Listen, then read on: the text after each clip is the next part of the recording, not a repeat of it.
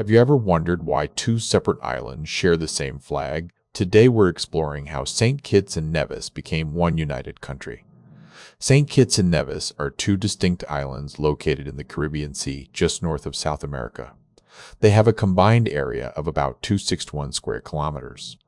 The capital city Basseterre is on St. Kitts and has a population of less than 14,000 residents. Despite its small size, it's bustling with activities.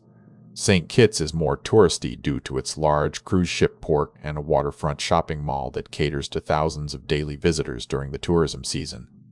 The two islands share the same ecoregions: Leeward Islands moist forests and Leeward Islands dry forests, contributing to their rich forests and fauna.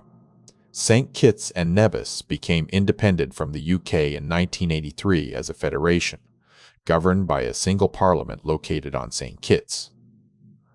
A narrow channel called the Narrows separates the islands, making travel between them easy via ferries and water taxis, maintaining their unity as one country. So there you have it, St. Kitts and Nevis, two islands with a unique history. That makes them one united nation. What surprised you the most? Let us know in the comments.